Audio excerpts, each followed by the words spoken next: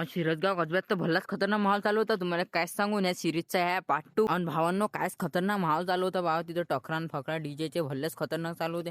आणि तोच माहोल आज मी तुम्हाला दाखवणार आहे. त्यासाठी घ्या ना